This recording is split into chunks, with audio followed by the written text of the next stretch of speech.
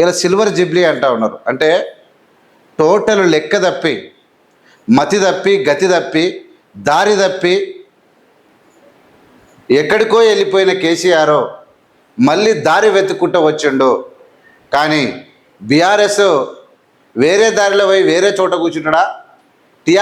బీఆర్ఎస్ను బొందలేసి మళ్ళీ టీఆర్ఎస్ని ఎత్తుకుంటాడా? ఏంది అనే అంశం మీద ప్రజలు చూస్తూ ఉన్నారు. 25 ఏళ్ళ నీ రాజకీయ ప్రస్థానంలో టీఆర్ఎస్ యొక్క ప్రస్థానం ఎక్కడ కూడా ఓటమి లేదు.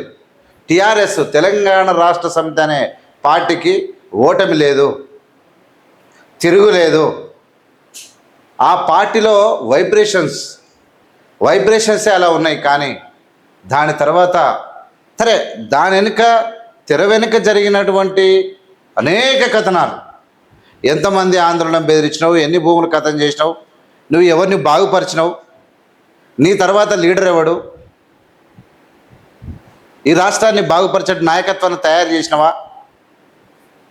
ఈ రాష్ట్రానికి కావాల్సిన ప్రాజెక్టులు కట్టినవా, గట్టిగా సమగ్రంగా కట్టినవా, నీకు చిత్తశుద్ధి ఉన్నదా,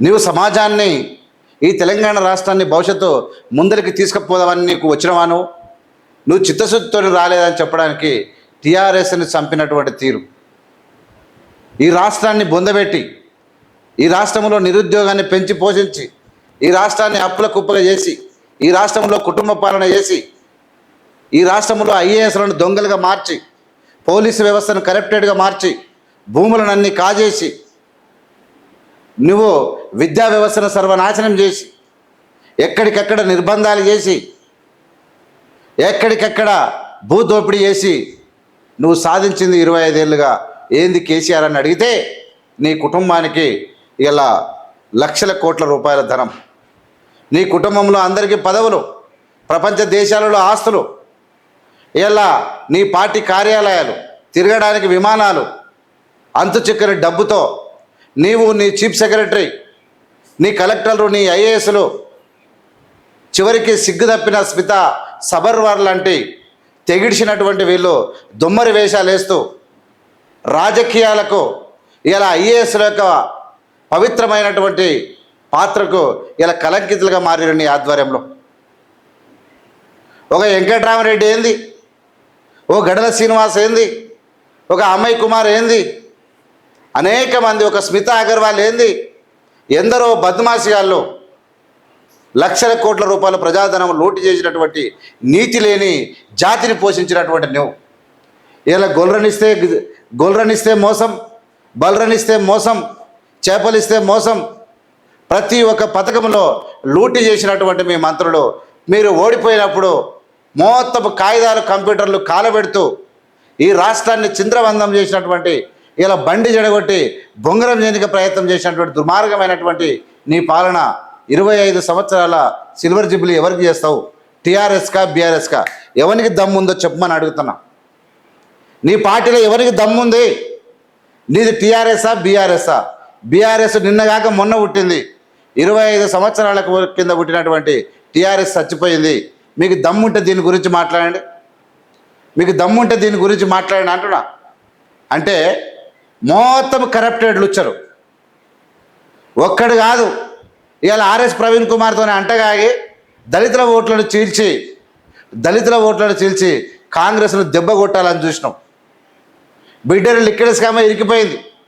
ఇలా మొత్తం మీద టోటల్గా దోచుకున్న సొమ్ము లెక్కలు లేకుండా, మూడో కంటి కనబడకుండా, కళ్ళు మూసి పనులు బిగబట్టి ప్రజల సొమ్ము గుటికీలు చేసినటువంటి కేసీఆర్ మళ్ళీ సిగ్గు లేకుండా రాజకీయాల్లోకి వస్తామంటారు. నీకు నీతి ఉందా? నీకు జాతా? ఈ జాతి మీద గౌరవం ఉందా? అసలు నీకు బుద్ధి జ్ఞానం ఉందా? నువ్వు చేసింది ఏందో శాశ్వతమైన ఒక పని నేను చెప్పమని నేను అడుగుతా ఉన్నా. ఇలా సిగ్గు తప్పిన వెధవలు ఇలా కాంగ్రెస్ ప్రభుత్వం పైన అవాక్కులు చవాక్కులు పేలుతూ ఉన్నారు. నేను చెప్తా ఉన్నా, ఈ దేశంలో, ఈ రాష్ట్రంలో జరిగినటువంటి పథకాలు ఏ రాష్ట్రంలో జరుగుతూ ఉన్న వెధవల్లారా మీరు చూపియండి అని నేను అడుగుతా ఉన్నా. ఒక మొత్తం మీద ఒక మంచి కార్యక్రమాన్ని కూడా చెడు కార్యక్రమంగా ప్రొజెక్ట్ చేస్తున్నటువంటి దుర్మార్గులారా, మీరు సిల్వర్ జూబ్లీ దేనికోసం చేస్తూ ఉన్నారు? ఎలా చేయాలనుకుంటా ఉన్నారు? ఏ నినాదానికి మీరు చేస్తారు? టీఆర్ఎస్కా బీఆర్ఎస్కా? మీరు భారత రాష్ట్ర సమిత లేదంటే తెలంగాణ రాష్ట్ర సమిత? మీ దమ్ముంటే తేల్చుకోమని నేను అడుగుతా ఉన్నా. ఒక దొంగల ముఠాగా మారి రాష్ట్రాన్ని నిలువు దోపిడీ చేసి పోలీసులను, ఐఏఎస్లను, ఐపీఎస్లను ఇలా టోటల్గా కుటుంబ పాలనకు తెరలేపి ఇలా చీఫ్ సెక్రటరీ లాంటి దుర్మార్గులు లుచ్చలంతా కలిసి నిలువు దోపిడీ చేసి క్వశ్చన్ పేపర్లు అమ్ముకున్నటువంటి దుర్మార్గులారా, మీరు చేసింది ఏందని నేను అడుగుతా ఉన్నా.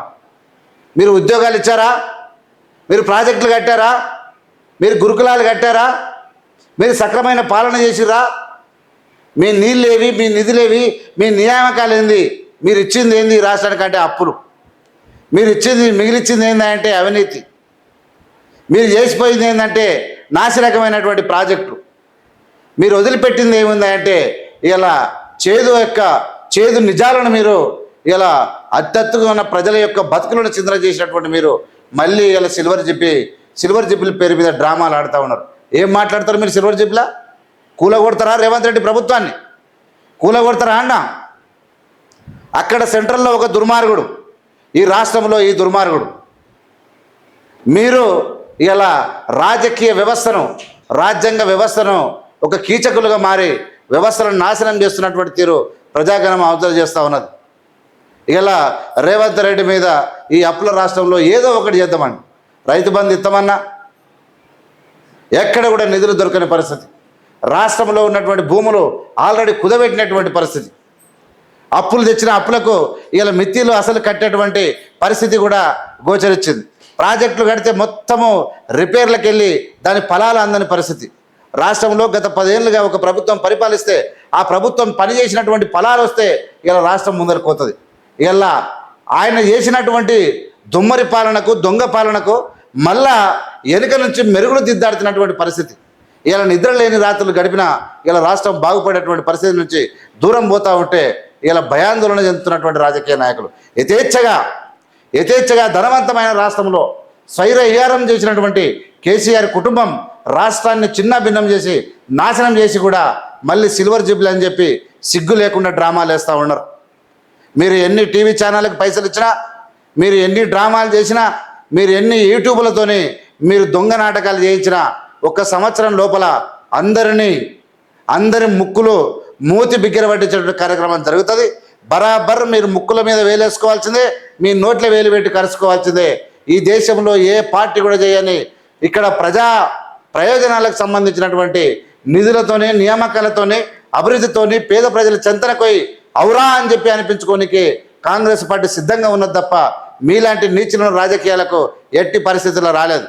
ఆ కేంద్రం దొంగలు కుట్రలు చేస్తే తప్ప, కులాల పేరు మీద, మతాల పేరు మీద చిచ్చు పెడితే తప్ప, అబద్ధాలు చెప్తే తప్ప, ఈవీఎంలు ట్యాంపరింగ్ చేస్తే తప్ప గెలవలేని దద్దమ్మలు ఇలా సోంబర వేదాల మాటలు మాట్లాడుకుంటూ ఎక్కడ ట్రైన్ల రూపంలో, తీవ్రవాదుల రూపంలో, మోసగాళ్ళ రూపంలో ప్రజలను భయభ్రాంతులకు గురి చేసి మోడీ కావాలని చెప్పి, మోడీ ఉంటేనే ఈ దేశం బాగుపడుతున్నటువంటి బద్దుమాసి రాతలు రాస్తూ అబద్ధాలు ప్రచారం చేస్తూ ప్రజలను మీరు మభ్యపెట్టడానికి ప్రయత్నం చేస్తున్నటువంటి ఆ యొక్క బద్మాసి బీజేపీ ఇలా మొత్తం అయినటువంటి ఇలా అవినీతిలో మిగిలిపోయినటువంటి బీఆర్ఎస్ ఈ చెత్త పార్టీలను ఖచ్చితంగా చెత్తలు కొలుపుతారు ప్రజలు తప్ప ఇంకోటి కాదు.